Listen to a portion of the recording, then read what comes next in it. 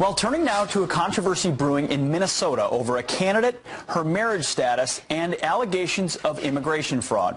Ilhan Omar is poised to become the first Somali-American state lawmaker in U.S. history.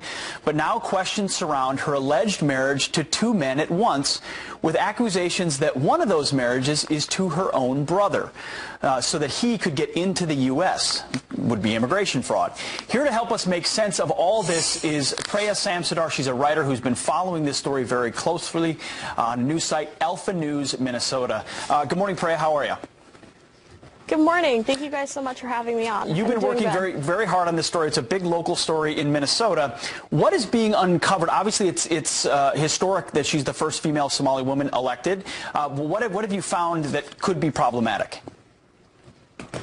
First of all, we were able to uncover that there were two marriage licenses, one in 2002 to her cultural husband by the name of Ahmed Hersi, or as we refer to him as Husband 1, and then one in 2009, which was a legal marriage, and that was to a man by the name of Ahmed Noor Saeed Al-Meet, or who we refer to as Husband 2.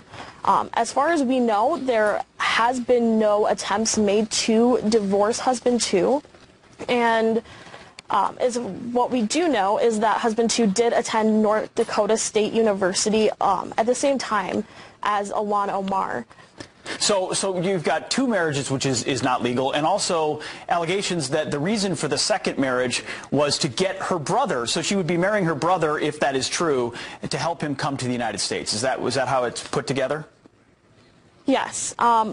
We originally found a post by Scott Johnson of Powerline blog where these allegations were brought up on a Somali Spot forum by a member of the Somali community, where he alleged that Ms. Omar did in fact marry her brother in order to bring him into the United States. So I want to get to this. Ilhan, of course, denies this in a statement, saying a number of baseless, absurd rumors that don't bear repeating have been made recently about my personal life and family. Let me be clear, they are categorically false. I know deeply that the people of District 60B oppose Trump-style misogyny, racism, anti-immigration rhetoric, and Islamophobic division. So is this racism and Islamophobia, or is she? And why is this not being? Mainstream media in Minnesota isn't really covering this. Why not?